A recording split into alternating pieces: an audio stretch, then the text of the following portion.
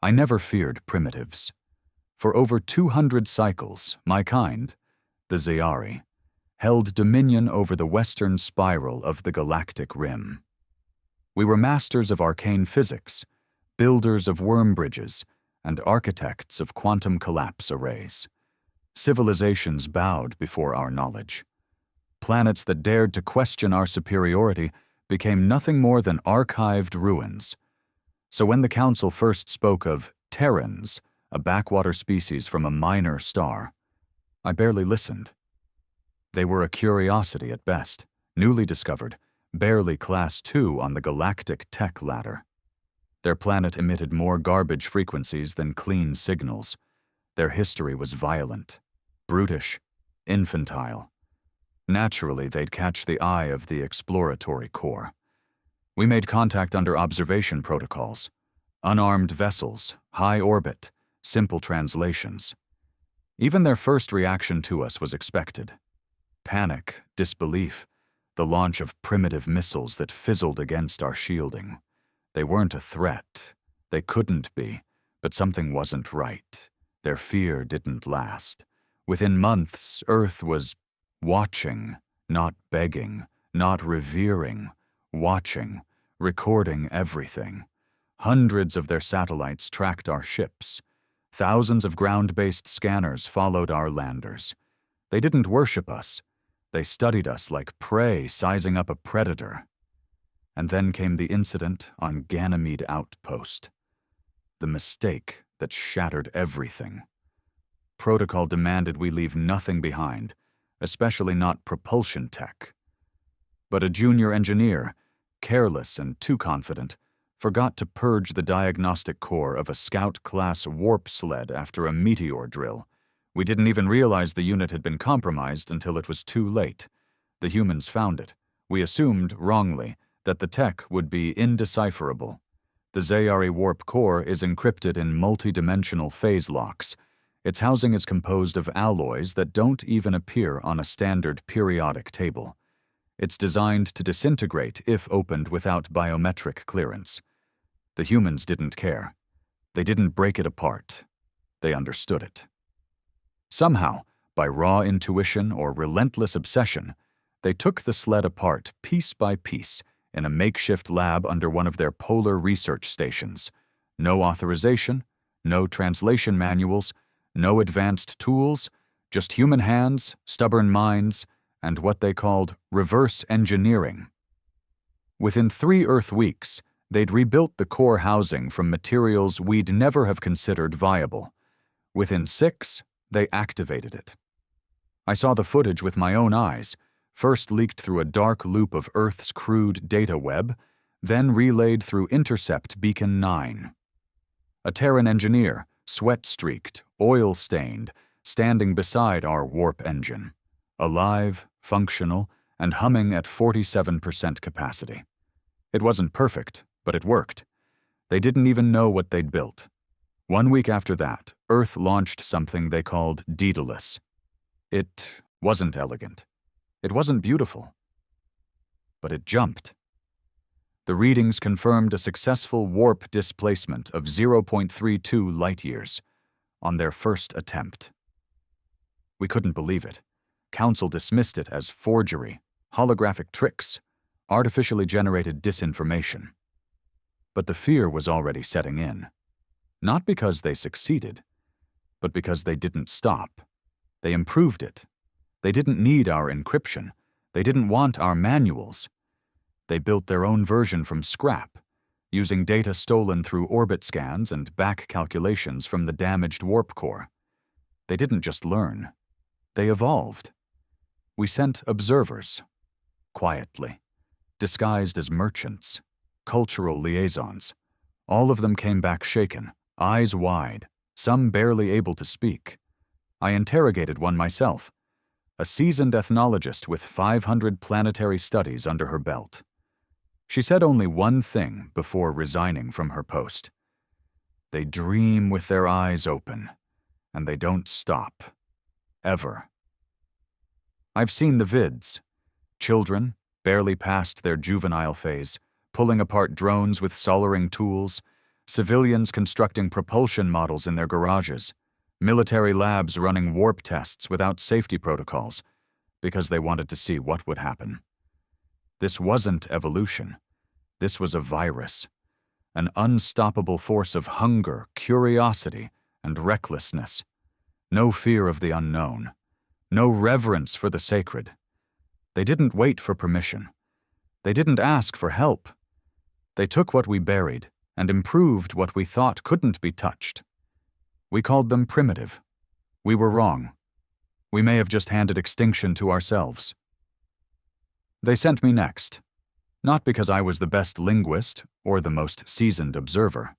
They sent me because I had something they lacked: caution. Where others had laughed, dismissed, or whispered in smug arrogance, I had watched. From the beginning, I watched the humans. I never called them primitives. But even I was not prepared. Touchdown was sanctioned under Silent Observation Treaty 9B. Unofficial contact. Cloaked landing. No interference, no threat. My pod was launched in low orbit and burned hot through Earth's atmosphere before dropping into a remote location in their northern continent. A zone they called Alaska. Frozen, brutal, and merciless. Fitting. My first encounter wasn't with scientists or soldiers. It was with a child. She couldn't have been older than 8 Earth years. Her clothes were ragged, her cheeks raw from wind, and her boots too large for her frame. She was holding a broken communications console I'd barely recognized. One of ours, scavenged and worn like a scavenger's trophy. I froze in place, invisible through my suit's cloaking layers, silently watching her dig into its casing with bare hands. She wasn't guessing. She knew where to pry. I scanned the module.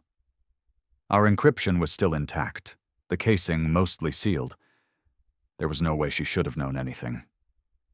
But her tiny fingers worked with practiced precision, her brow furrowed in fierce concentration. Then I saw the marks. Grease-stained notes drawn on the snow with a stick. Vectors, coordinates, translated glyphs. Zayari glyphs.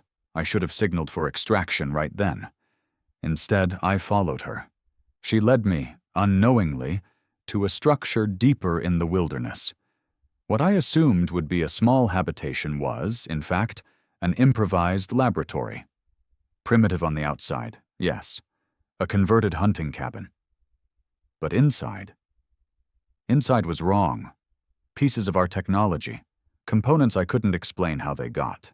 Warp filaments, quantum shunts, even a disassembled fragment of a neural relay core we used in stealth cruisers. There was no logical way for any of this to be here. And there, in the center, a human adult sat hunched over a workstation, humming to himself. He was balding, mid-aged, eyes rimmed red from lack of sleep. He wore no uniform, no badge. His table was cluttered with handwritten notes, old coffee cups, and circuit boards smoking with fresh solder.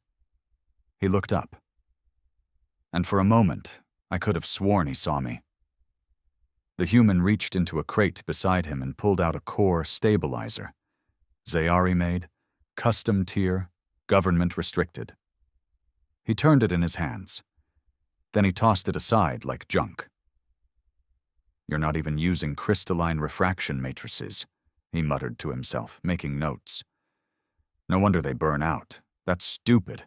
Someone's overcomplicating this on purpose." I ran. I didn't report it. Not yet. I needed to be sure I wasn't being tricked, that this wasn't some psychological trap laid by human intelligence agencies. So I went deeper. From state to state, country to country. What I found shook me more than any weapon. They weren't unified. That was the most terrifying part. There was no single empire, no central command. They were fractured.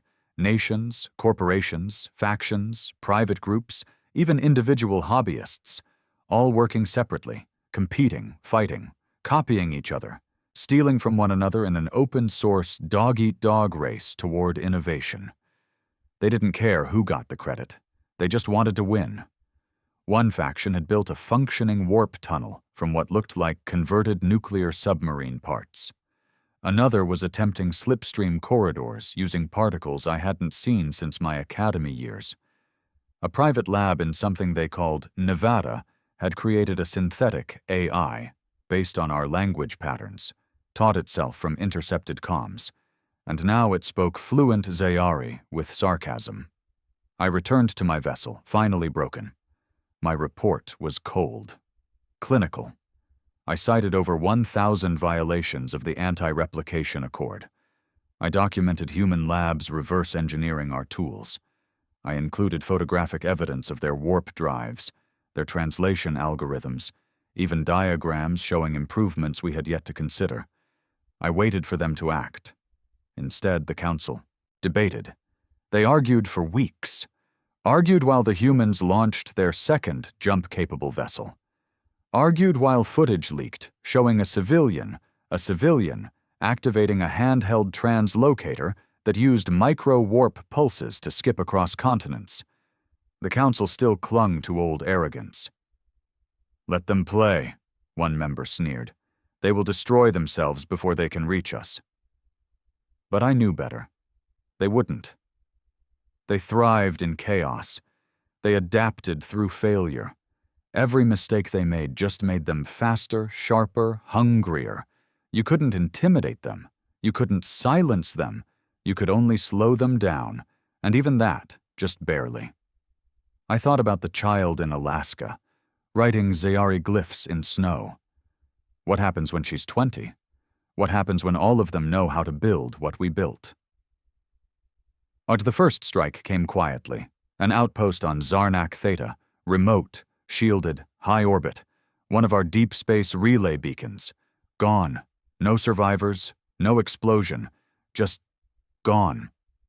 When we investigated, we found radiation signatures, not ours, not even familiar, a kind of warp burn laced with fragmented traces of Terran isotope structuring. We tried to deny it, said it must have been pirates, a malfunction, a spatial rift. But we knew. 2 weeks later, a council diplomat received a package in his private chambers.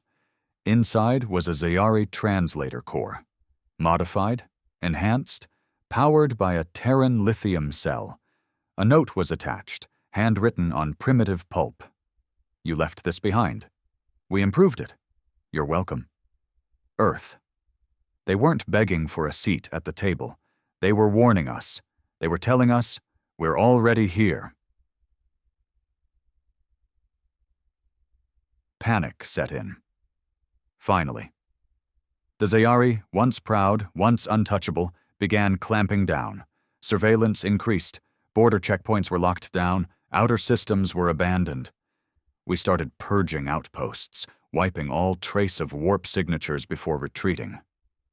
But it was too late. The humans didn't need us anymore. They weren't trying to catch up. They were already building things we didn't understand. A rogue faction in their southern hemisphere launched a prototype that didn't warp. It folded. Reality bent inward for brief seconds, allowing travel without motion. We didn't have the physics to explain it. We still don't. Another group turned one of our own relay drones into a trap. It fed false data back to our command network, causing 2 cruisers to jump into a gas giant, vaporized instantly. No mercy, no declaration of war. They didn't need ships. They had information. Our encryption, unbreakable for millennia, was treated as a puzzle challenge by a human subculture that gamified code breaking. Forums, communities, competitions. Zayari cipher cores were being traded like collectibles online. We weren't gods anymore. We were puzzles. And worst of all, they didn't even hate us. Not yet. They didn't destroy us because they wanted revenge. They simply didn't care. We weren't special to them. We weren't the center of the galaxy. We were just another species with tech they wanted to understand. And once they understood it, they moved on. Improved it, made it smaller, faster, deadlier. We thought hiding the warp tech would protect us. But the truth? We handed them the hammer. and now they're looking at the stars like nails. Back at Central Command, the high theorists gathered in silence.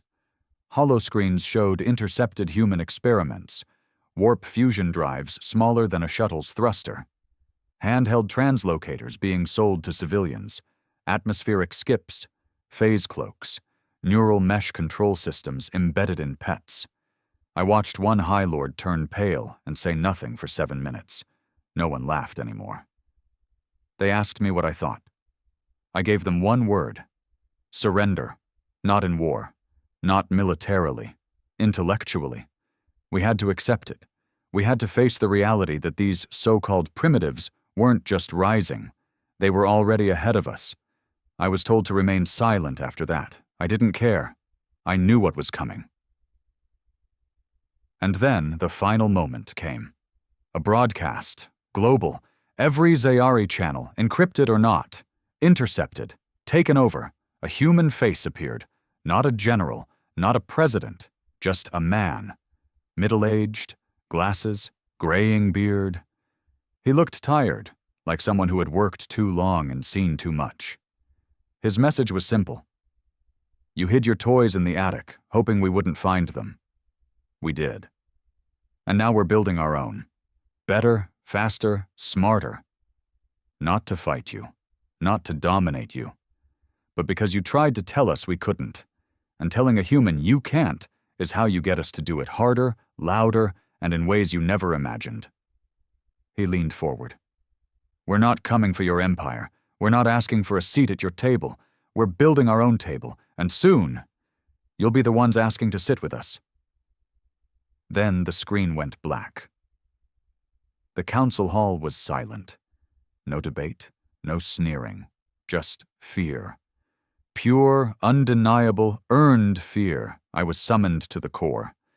That hadn't happened in over 100 cycles. Even warlords didn't get summoned unless the core was ready to shift policy on a galactic scale. But this wasn't policy. This was fear.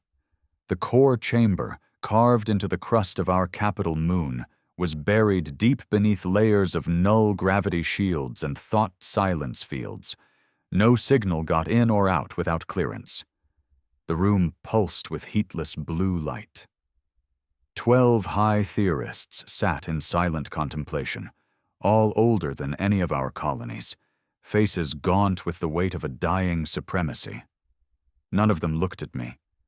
Only the central figure, the prime theorist, spoke. Are they building singularity-level processing clusters? My breath hitched. It wasn't a question. It was confirmation waiting for a reaction. I nodded. Yes. On the Martian moon. Not officially, of course. It's a corporate conglomerate masked as medical research. But we traced the entropy signatures. They're harvesting quantum drift from Jupiter's radiation belt. Silence. How long until they reach sub-event control? Unknown, I said. But they won't stop when they get there. They'll go further. They'll break the laws just to see if they can glue the pieces back together better.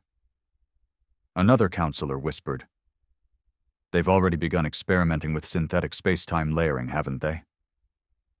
I didn't answer. He already knew. That wasn't the part that kept me awake at cycle's end. It was this. They were doing it without fear. Zayari research protocols had 100 safeguards. Human labs, if you could even call them that, had teenagers building antimatter cells in converted warehouses. I'd seen it with my own eyes. I watched a 23-year-old woman argue with an AI over how to build a null fuel engine, lose the argument, and build it anyway out of spite. That was the nature of them. They didn't work together because of some great unity or vision. They competed against each other so fiercely, so constantly, that even our brightest minds were choking in their dust. One of the oldest theorists muttered, almost in prayer, "We created gods. We handed fire to cavemen. We gave monsters the tools to climb Olympus." And he was right. We tried to push back, quietly, covert sabotage. Not open war. Zayari pride still refused to treat them as equals. But stealth operations were authorized. Our finest Spectre-class infiltrators were dropped across key Earth territories. We hit communications hubs, sabotaged power grids, implanted data corruption viruses in their research networks. It did nothing. We crippled their servers in Geneva. Within hours, they had rerouted operations through hundreds of smaller nodes, rebuilt their models using publicly archived data, and found improvements in our original logic. We collapsed a fusion test facility in Southeast Asia. It reopened in a former mall, funded via digital currency raised overnight through what they call crowdfunding. A literal army of civilians funded warp research like it was entertainment. Our agents called them insane. I disagreed. They weren't insane. They were addicted. To creation, to rebellion, to proving something. Maybe to us, but more likely to themselves. Even after we deployed direct psychological disruption broadcasts, sleep interference waves, subliminal paranoia triggers, chaos patterns, it backfired. They didn't collapse under pressure. They thrived in it. One rogue operator built an AI inside a quarantine zone. The AI self-replicated, created a defense algorithm, and fought our virus back into our own systems. A child's game to them, a catastrophic failure to us. It was the moment the High Command realized the truth. We weren't at war with humans. We were at war with the idea of being human. Because no matter what we broke, no matter what we corrupted or erased, someone, somewhere on that planet would rebuild it. Differently, smarter, worse, faster, and they'd upload it for free. They weren't building an empire, they were building a species-wide hacker collective. And we had no counter. I was sent to negotiate. Officially, it was called a diplomatic overture. Unofficially, it was a desperate grasp for relevance. They picked me because I'd studied their culture. I'd learned their languages, lived among them, breathed their polluted air, and listened to their bizarre music, and wept silently at the things they called movies. They made fiction that felt more real than our history. My landing was quiet, cloaked, hidden in a desert region called New Mexico, near a facility with ties to early human atomic research. It was now repurposed, a think tank funded by a group of investors, philanthropists, and ex-military engineers. They knew I was coming. Of course they did. I was greeted not by soldiers or politicians, but by a woman in her late 60s wearing denim jeans and a t-shirt that said, "Trust me, I'm improvising." She didn't bow. She didn't acknowledge the authority of the Zayari. She handed me a cup of thick black liquid, coffee, and asked, "Do you want to talk, or waste time pretending you're still in charge?" I sipped. It was bitter, like reality. "We don't want war." She laughed. "You already lost. You just haven't accepted it yet." I said nothing. She gestured toward the sky. "You don't get it. We were always going to get here. You just made it faster. You didn't suppress us. You inspired us." I looked around the compound. No guards, no visible weapons, just work, motion, screens, projects, humanity doing what they always did, building, tinkering, pushing. "You took apart our warp tech," I said.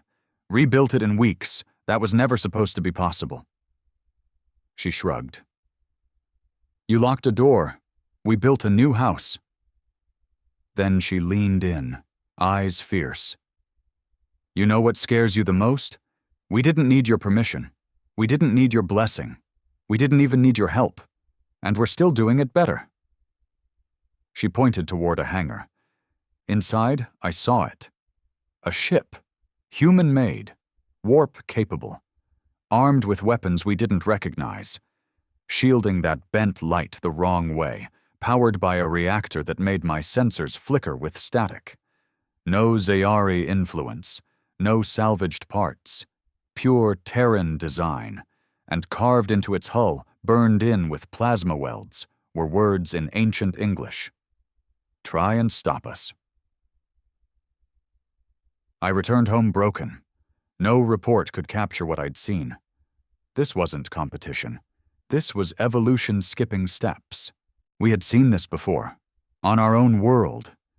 When lesser species rose too fast, when we caged them, slowed them, tamed them.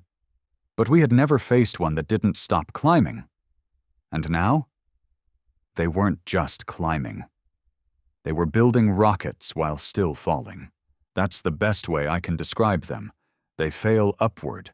They embrace collapse because it makes them rebuild stronger. Their history is a cycle of disaster and recovery that would have obliterated any Zayari civilization. War, disease, famine, ecological ruin, nuclear brinkmanship. And somehow they kept going. I began to wonder, what would happen if they didn't see us as irrelevant anymore? If their curiosity turned into contempt? What if one day they stopped laughing at our superiority and started avenging the centuries we spent mocking them? Because here's the truth. We never saw them as people. We saw them as things, as a curiosity, as an experiment. We hid our best technology not to protect them, but to stop them from polluting it with their chaotic, dangerous creativity. Now look at us, begging for a seat at a table they don't even acknowledge exists. I asked the Corps for permission to step down. They didn't argue. They knew the war was over. Not in bloodshed. Not with battles. It ended the moment a human child drew Zayari glyphs in the snow and made something work that we had locked behind 6 layers of encryption and cultural arrogance. It ended the moment they didn't just replicate our tech, but made it obsolete. I watched our empire rot from the inside. It began in whispers, then erupted like a sickness through the council ranks.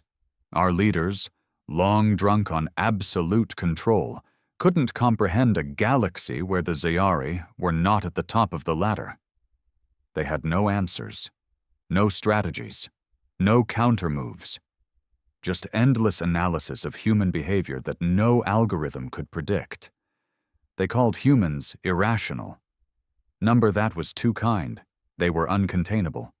They didn't play by rules. They broke them and then rewrote them mid-fall, just to see what happened.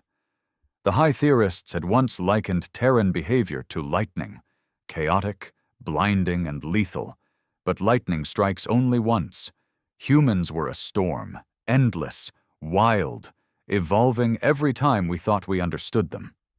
And now, that storm was tearing through everything we had built.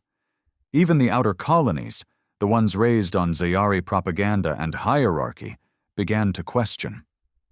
One by one, our vassal species, our subordinates, our silent watchers, they stopped answering our calls. No rebellions, no uprisings, just silence. Because they were listening to Earth now. The humans had their own broadcasts, their own message relays. Somehow they'd intercepted ancient galactic bands long abandoned by civilized races and filled them with their voices. Not threats, not declarations, just stories, music, dreams, philosophy, wild, reckless emotion bundled into sound. And it worked. I heard one of their transmissions myself, picked up during a scouting trip in the outer arc. A voice, soft and unfiltered. We're not perfect. We break things. We fight. We fall. But we get up. Every time. You want to talk gods and empires? Fine. We build our own. With our bare hands. From ash. From junk. From ruins you left behind. And if we don't know how, we learn. And if we can't learn it fast enough, we steal it, and then make it ours. The signal ended with laughter. Not malice, not hate. Joy. They were enjoying this. Back on Zayari Prime, fractures became factions. We splintered, first ideologically, then politically, then militarily. One group, the purists, argued for preemptive eradication. They wanted to unleash every forbidden weapon we'd locked away since the Treaty of Fractured Suns.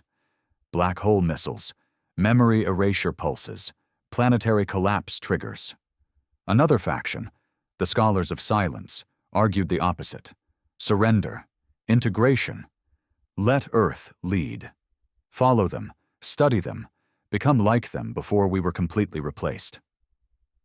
I fell somewhere in between. I didn't want to destroy humanity, but I didn't want to worship them either. They weren't gods. They were a reminder of everything we could have been if we hadn't let comfort rot our ambition. They were us 1,000,000 years ago, before we grew cold, efficient, slow.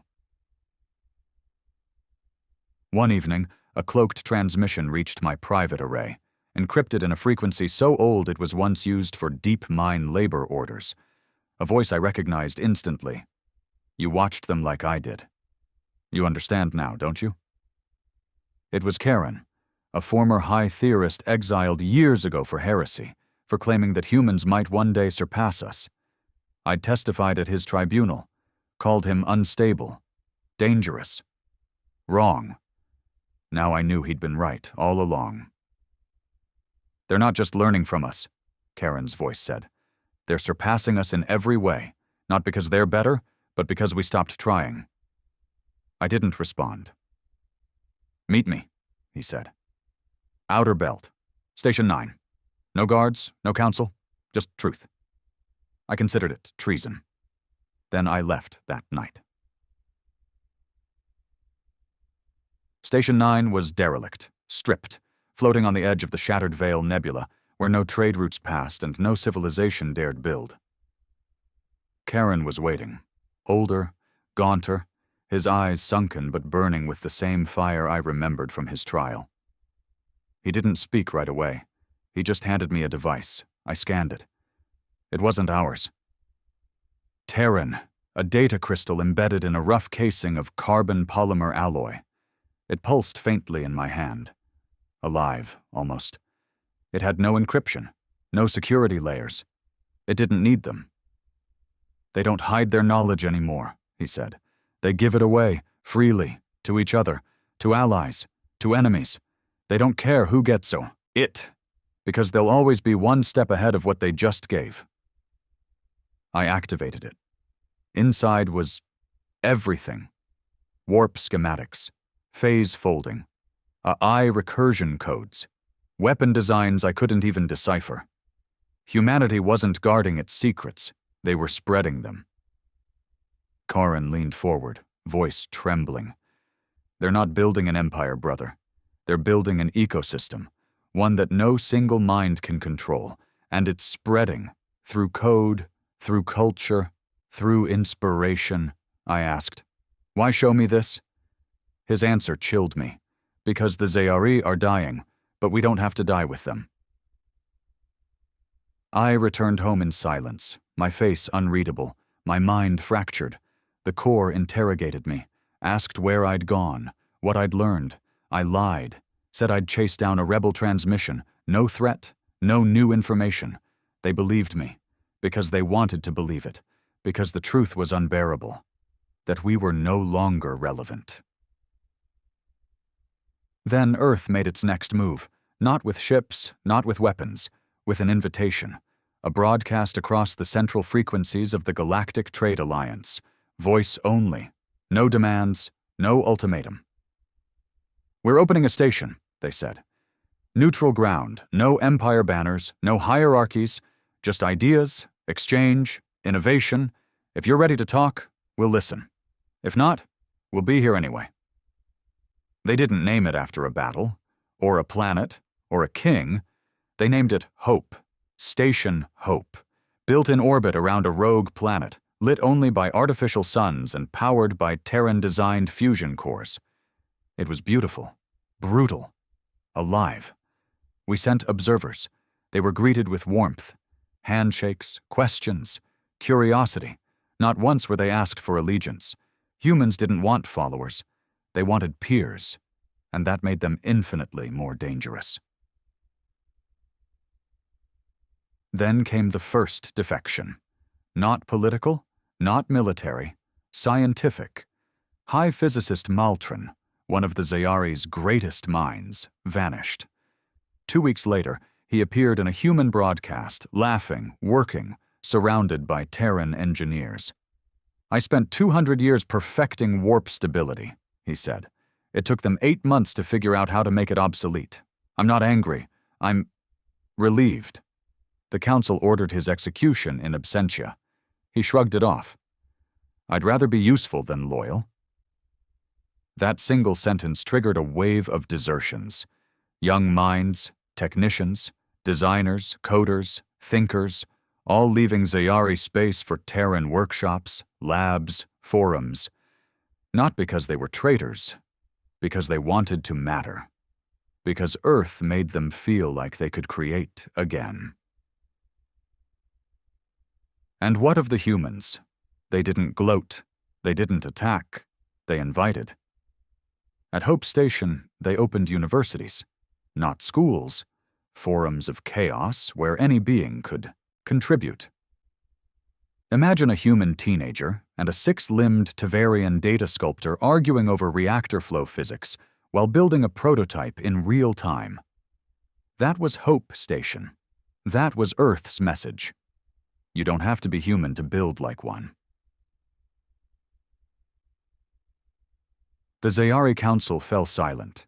Our empire still had weapons, fleets, worlds, but none of it mattered, because the future had already shifted.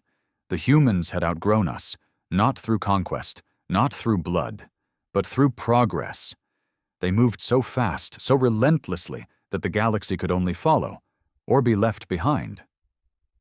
And we, the once mighty Zayari, we sat in cold, dark chambers, holding on to crumbling titles and ancient blueprints that no longer impressed anyone. Because the new age didn't belong to us. It belonged to those who weren't afraid to fail, to break things, to rebuild, to share. And most terrifying of all, it belonged to those who weren't waiting for permission. The galaxy had never been quiet, but now it buzzed with a new rhythm, faster, erratic, chaotic in a way that couldn't be predicted. At the center of it was Earth, and surrounding Earth was everything else coming apart. We lost our first allied race within months. The Torvi, a loyal vassal species since before the last Black Dusk War, cut all diplomatic ties. Their High Chancellor didn't even bother with ceremony. He simply appeared on a broadcast beside a Terran engineer, smiling, saying, "We've decided to choose relevance over reverence." That stung. But what followed was worse.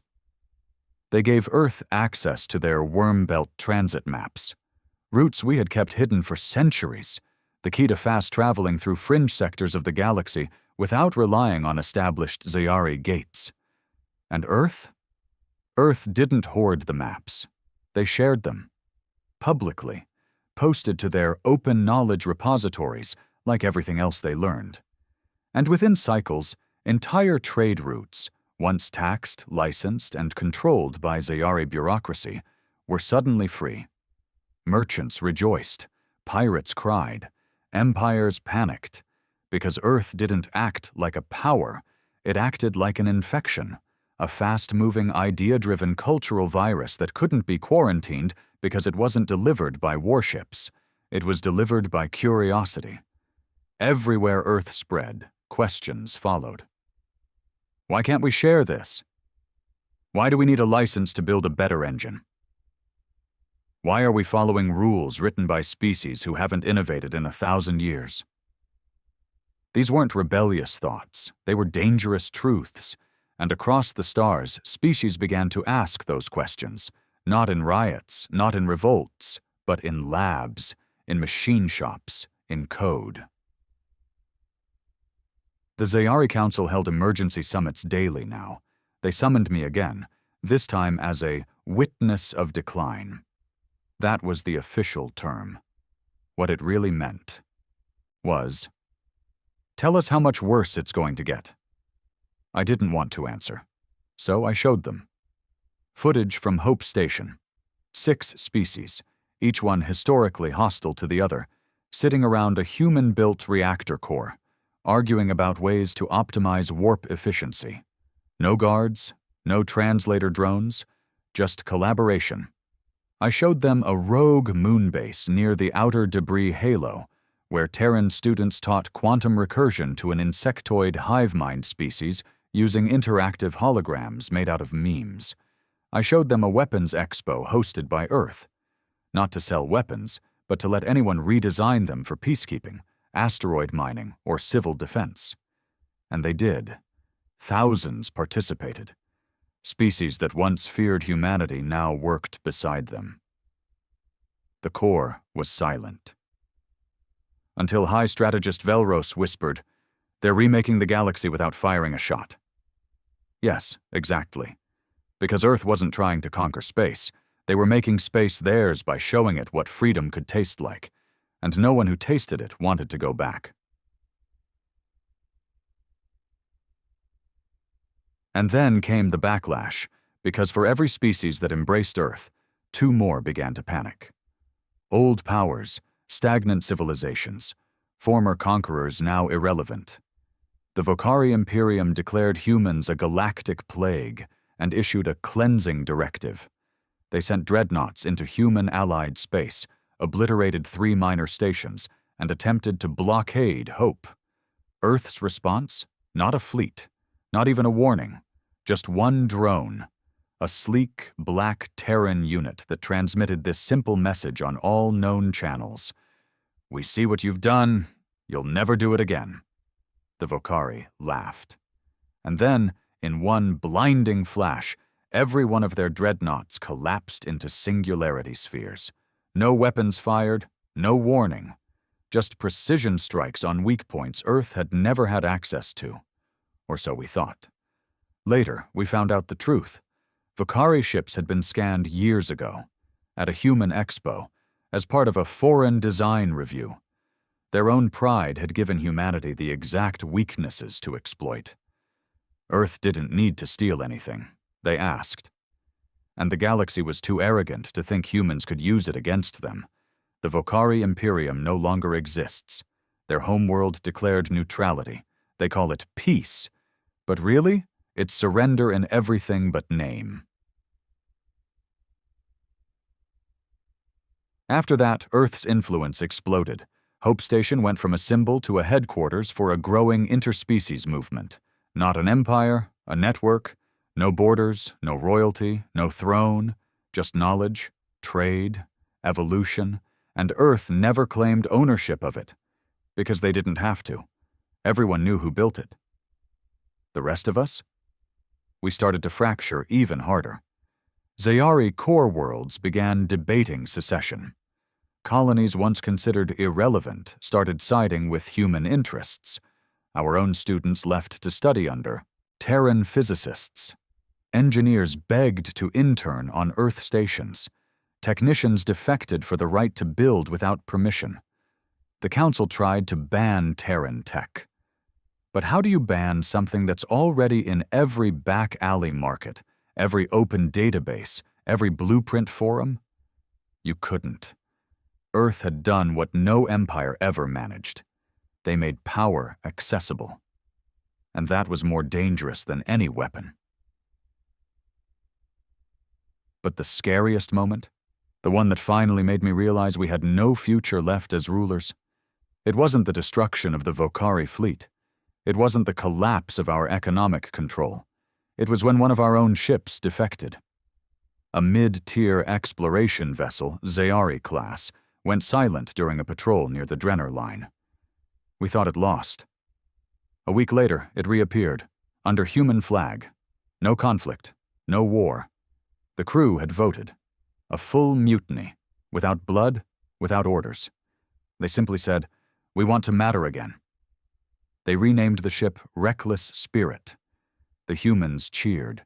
They called the crew pioneers. And suddenly, dozens of other ships began asking questions. The Council called it treason. But the crews? They called it freedom. I stood on my balcony the night we received the first Terran transmission directed specifically to the Zayari High Core. No threats, no gloating, just a message, spoken in perfect accentless Zayari. You taught us that knowledge is to be hoarded, that technology must be locked away, that progress belongs only to the anointed. We disagree, we share, we fail, we adapt, we build. And now your empire faces a choice: adapt or be left behind. There was no signature. They didn't need one. We knew who it was. The worst part wasn't the words. It was the knowledge that nothing we could say back would matter anymore, because even if we declared war, even if we summoned every last weapon from our arsenals, even if we somehow destroyed Earth in one glorious final stand, the idea would survive. It was already out there, already in the minds of the young, the brave, the curious, already reshaping the galaxy in ways we couldn't stop. We weren't just losing control. We had already lost relevance.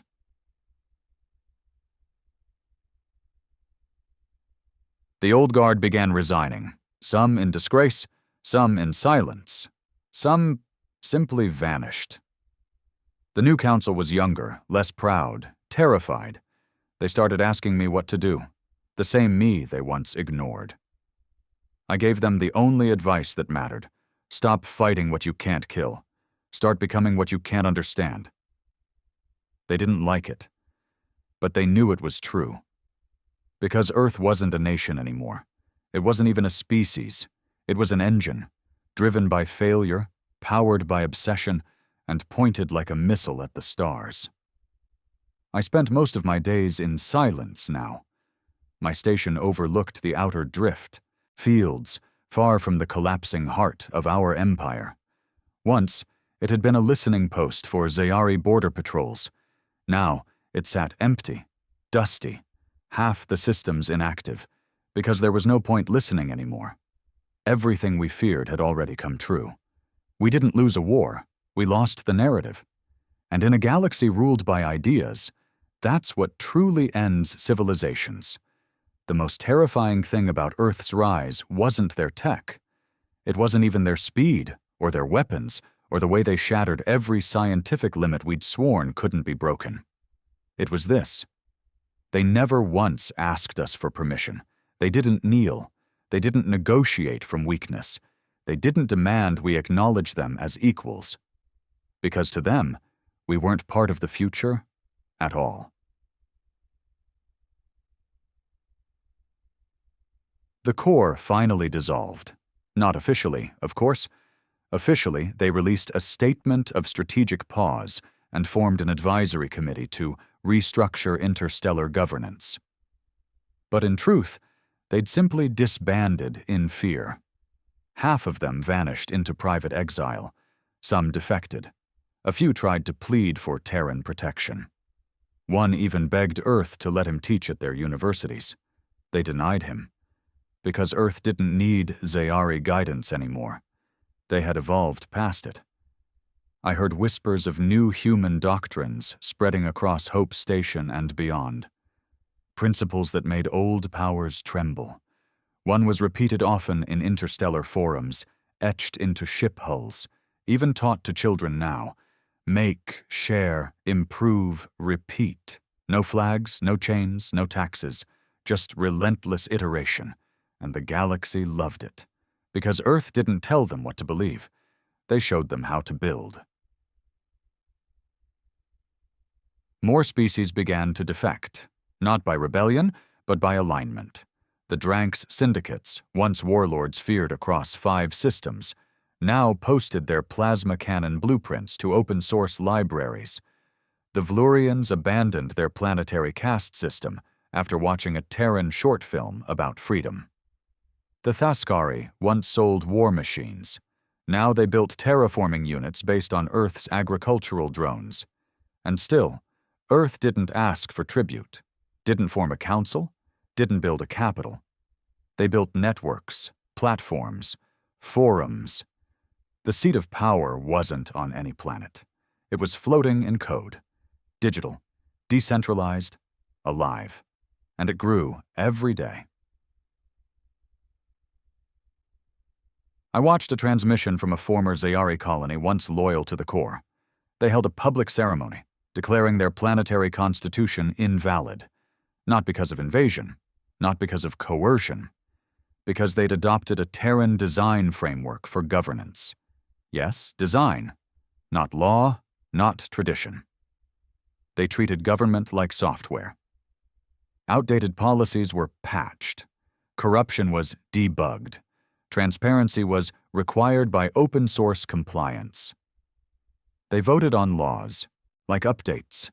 They held public forums on neural channels, argued in real time, built better systems with each revision. It was a democracy, but faster, smarter, iterative, and it was working.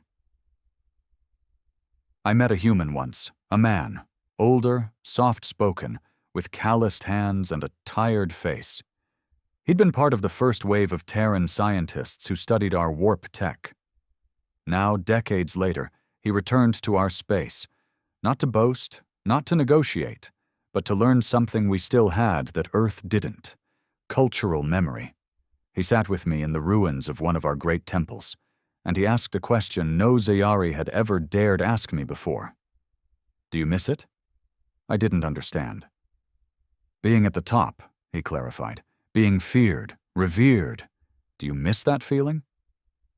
I wanted to say yes, but the words wouldn't come. Because the truth was, I didn't miss being feared. I missed being relevant. I missed mattering, and he saw that in my silence. You still can, he said. You just have to let go of the throne. No one sits on it anymore. Then he left, and I sat alone for a long time, staring at broken pillars that once held the weight of a lie we called an empire. What Earth created, it wasn't a government. It was a culture shift, an unspoken understanding spreading like wildfire across the stars. You don't need to beg for progress anymore. You can build it yourself. And when that idea reaches a critical mass, no empire survives. Because even if you nuke the ground they stand on, someone will build a better version on the ash and upload the instructions for free. The last of the purist fleets made their final move. 10 ships, ancient but powerful, packed with all our rage, fear, and desperation. They targeted Earth's Mars-based foundry, believing it to be the heart of the Terran network. And they were right. It was. But by the time they arrived, the foundry had already replicated itself across 47 systems. Mars wasn't the hub anymore. Just the first node in a self-replicating lattice of innovation and data. Destroying it was like cutting one head off a hydra. The Foundry's death was symbolic at best. But Earth didn't retaliate with destruction. They sent a single ship to meet the remaining Zayari fleet. Unarmed. Just a civilian transport. The crew requested to speak, and when they did, the message was simple. We will never chain you. We will never rule you. But if you keep attacking, we'll leave you behind. And the future doesn't wait for those who stand in its way.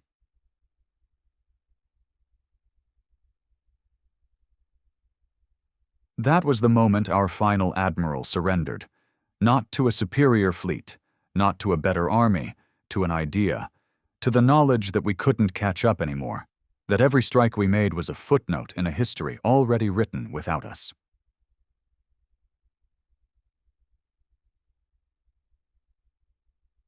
The Zayari still exist. We haven't been exterminated. We haven't been enslaved. We've been outpaced. And the shame is, we deserved it. Because we thought knowledge was power to hoard. They saw it as power to multiply. We thought hierarchy was strength. They saw it as a bottleneck. We wanted control. They wanted creation. And in the end, creation wins. Always. I've started teaching again. Not under the Zayari flag, just teaching. Helping the younger minds understand what we did wrong. Sharing Terran designs. Comparing our old theories with their new ones. It's not for prestige. It's not for relevance, it's for participation. Because I finally understand what they meant. You don't have to rule to matter, you just have to contribute. Earth never called itself a new empire, and that's what made them unstoppable, because we never saw them coming. We were too busy watching the skies for warships. We never thought to check our own code libraries. Never thought the real invasion would come in the form of open-source innovation, shared blueprints, decentralized culture, and a species too stubborn to accept limits. By the time we noticed, they were already rewriting the galaxy. It started as a rumor, a whisper echoing through the abandoned sectors of the old empires. Former lords of once great systems met in secret halls, long stripped of their titles and trembling in the cold of forgotten power. They called themselves the Guardians of Purity. I heard about them first from a defected archivist, a pale, sharp-eyed former Zaori record keeper who now translated Terran science podcasts for fringe colonies. He said it with a tired look in his eyes. Some species don't want to evolve. They'd rather die than be remade. At first, I dismissed it as post-Empire paranoia. Everyone had seen how humanity reshaped the galactic order without firing more than a dozen meaningful shots. What more could these relics possibly do? But then, one station went dark. Station 451 Phi. A mining colony run by a collective of human-allied traders and ex-military scientists. Gone overnight. No signs of attack, no warnings, just erased. A few cycles later, a transmission appeared, broadcast from a cold, sterile void using outdated Zayari comms protocols. The galaxy will not be reprogrammed by apes. The old ways shall endure. Innovation without tradition is heresy. All traitors will be unmade. Signed, GOP. The Guardians were real, and they were desperate. Hope Station, once a symbol of harmony, locked down for the first time. Not because Earth ordered it, but because its citizens voted for it. And that distinction mattered. Earth never imposed martial law. It taught others to protect themselves with systems that adapted in real time. Within hours, Hope Station's code defenses were rewritten. Quantum A. I scanned inbound communications for embedded. Synthetics engineers cross-verified security patches and uploaded them to a public blockchain that auto-deployed defenses across 27 colonies, all before Earth's central net even acknowledged the threat. They didn't panic. They iterated. That was the human response to danger. Build better. Share faster. Come back stronger. But not all worlds had adopted Earth's system fully, and that's where the Guardians struck hardest. They didn't use weapons like the old empires. No cruisers, no missiles. They used something far more insidious. Memory bombs. Artificial narratives. Perfectly crafted slices of manipulated history, designed to embed themselves into neural storage. Once inside, they rewrote perception. A single infected file could turn a curious child into a devout purist. Whole cities collapsed into ideological loops, convinced that Earth had erased tradition and infected the stars with chaos. Dozens of hybrid colonies fell into civil unrest, not because of what Earth did, but because of what Earth symbolized, the end of control. The Guardians of Purity thrived on one idea, that without hierarchy, order dies.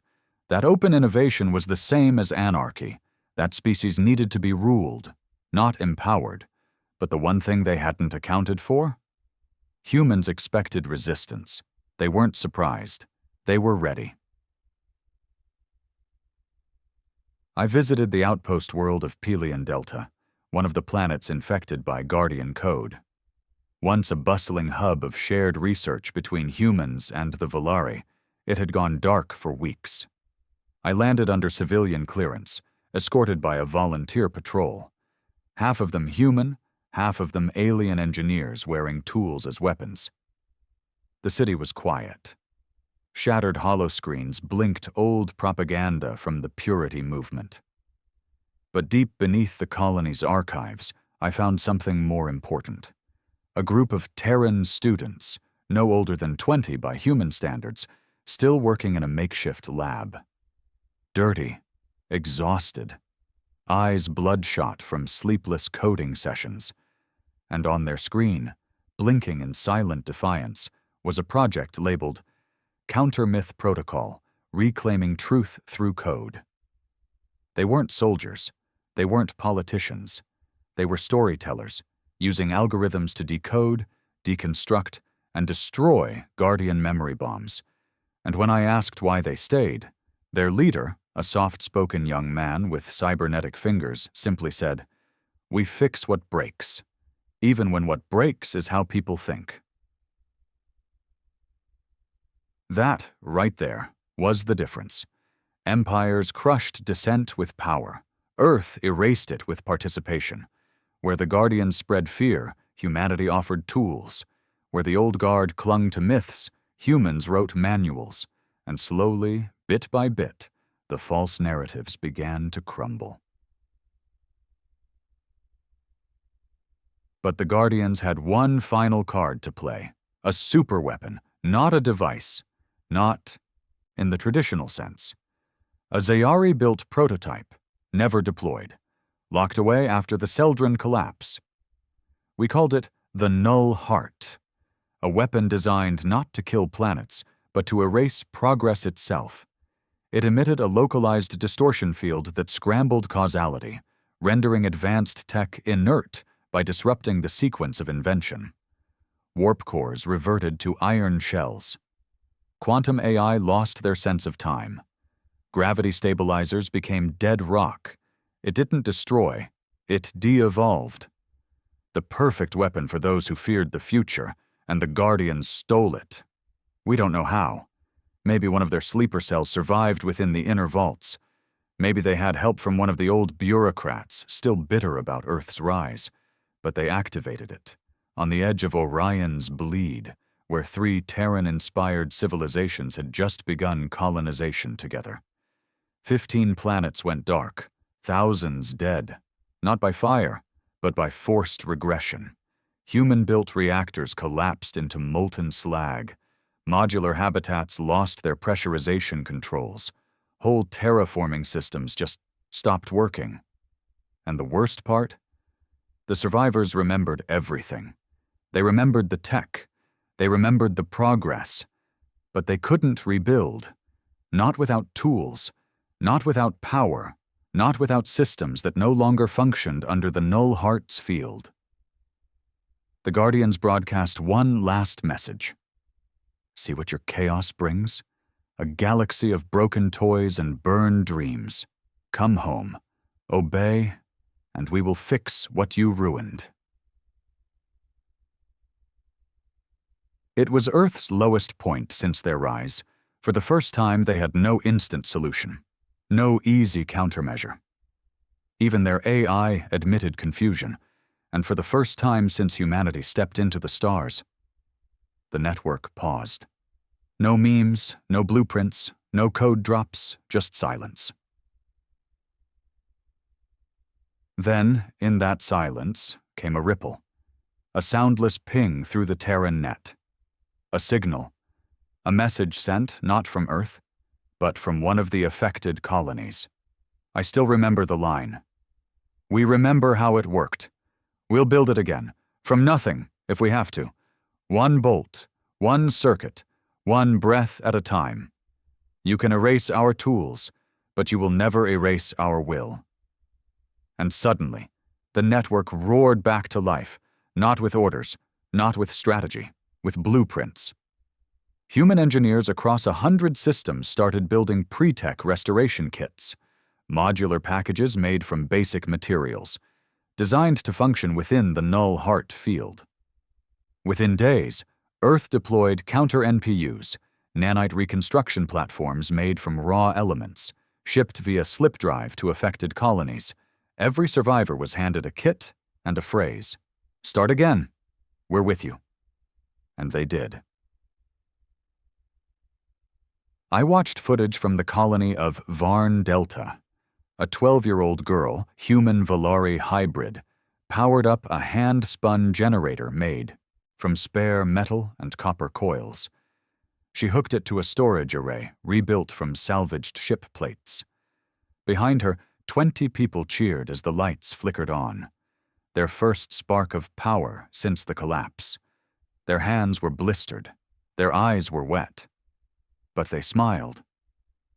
Because they knew, no matter how much you break humanity, they always rebuild. The Guardians fell within weeks. Their members betrayed each other. Their leaders were found hiding in fortress relics, still clinging to blueprints they didn't understand, shouting about order while the stars passed them by. No one feared them anymore, because the message was clear.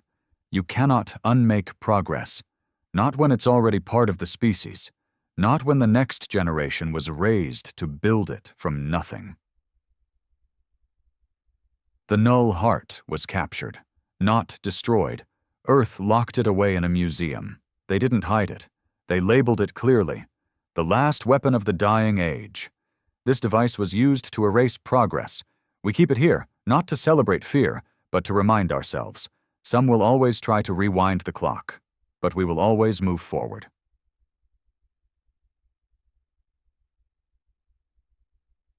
And move forward they did. In less than 3 cycles, the lost colonies were rebuilt. Not the same, better, faster, stronger, modular systems powered by designs refined through adversity. Every destroyed AI was replaced with 2 better ones. Every ruined reactor was rebuilt smaller and smarter. Because to humans, failure isn't the end.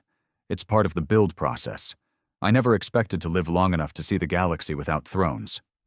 But here I am. Old. Faded. Irrelevant in the eyes of the world I once served. And watching, quietly, as a species we once dismissed redefines everything. Earth didn't just rise, they leveled the field. Not by conquest, but by showing the stars that you don't need a throne to lead. It has been 40 cycles since the Zayari fell from power. We were never invaded. Our cities still stand. Our science still exists. But no one asks us for answers anymore. They ask the humans, or more accurately, they ask the network. There are no Earth-run empires, no banners hanging over conquered worlds, no forced compliance. Yet almost every thriving civilization now runs on Terran systems, education, research platforms, innovation hubs, distributed AI cores. And most importantly, culture. It was never the tech that made Earth unstoppable. It was the mindset they seeded. Now that mindset runs through nearly every species in the known galaxy, not as law, but as instinct. I sat in a lecture hall last week. Not in a Zayari city, no. That era is gone. This one was carved into a drifting asteroid, hosted by a community of mixed-race builders from over 20 species. I saw humans, yes, but also Vlurians, Thascari, Sarekri, and even a few Crone who had long shunned organic design. They were arguing, loudly, passionately, with blueprints flying across hollow panels and data packets zipping between minds. It wasn't chaos, it was progress. And at the center of it all? A young boy, maybe 16, skin lined with cybernetic threading, explaining why he thought the current warp anchors were lazy and how he planned to fix them. No one laughed. No one silenced him. They listened. That's Earth's legacy. Not domination, not superiority, empowerment. They made it normal for the next generation to challenge the old one, not as rebellion, but as refinement. The term human era is sometimes whispered among older species, but no one on Earth uses it. If you asked them, they'd say, "Nah, this isn't our era. This is everyone's." And for once in galactic history, they'd be right. They gave the galaxy the blueprints, but didn't demand loyalty. They gave the systems, but didn't charge for access. They shared everything, and somehow by doing so, they own nothing. Yet they lead everything. Hope Station is now the anchor of galactic collaboration. It spans moons. It grows every cycle. It houses over 1 million minds, species once enemies, now cohabiting as builders, researchers, creators. Zayari still live there. So do humans, so do hundreds of races we once never allowed to speak in our halls. And at its heart is a library, one like we never built because we were too afraid someone might read something we didn't approve. Earth doesn't have that fear. Their great archive isn't just a record of knowledge. It's a living organism of ideas. Ideas that breathe. Ideas that evolve. Ideas that cross species lines and rewrite the definition of what it means to be sentient. We used to think hierarchy was necessary, that the galaxy needed a top, a center, a crown, but Earth showed us a structure with no peak, just a rising tide, lifting anyone who wanted to climb aboard, even us, even me. My granddaughter builds starships, not for war, not for dominance, for exploration. She grew up on joint Zayari Terran colonies. Her first words were split between our tongue and theirs. She never knew the age of empires. She only knows the age of access. And when she talks about her designs, it's with a glint I've seen only once before, in a human child's eyes. The one I saw decades ago etching Zayari glyphs in snow. That spark. It belongs to her now. But it doesn't belong to her alone. It belongs to the galaxy, because we all caught it. I once asked an Earth historian how humanity survived so many cycles of self-destruction before rising into the stars. His answer, we never learned to quit, even when we probably should have. That stubbornness, now refined into obsession, tempered into empathy, is what drives the entire galactic engine. A drive not to rule, not to own, but to understand, to try, to fail, to rebuild better. Old Zayari structures now serve new purposes. What were once grand towers of command now function as schools, makerspaces, code temples. Our archives, once locked, are now open source and constantly updated by volunteers. Do you know what it feels like to see a crone youth correct a 700-year-old Zayari formula and casually explain it to a Vokari child using a Terran metaphor? It feels like justice. Not the revenge kind, the healing kind, because it means we're no longer gatekeepers. We're participants. We are no longer feared, but we are finally respected, and there's a difference.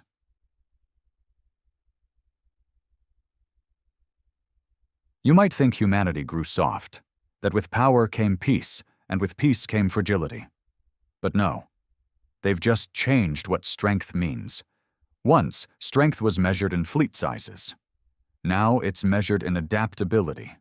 Once, victory was claimed through obedience. Now, it's defined by how fast your ideas inspire others to build. I received an invitation last week. Not a formal one, just a ping in the universal code lattice. A message embedded in the footer of an engineering schematic Earth had distributed. It said, "You were there when we first started learning. Now it's your turn to teach us something we missed." That's how they do it now. They don't form councils. They issue invitations. You can decline. But why would you?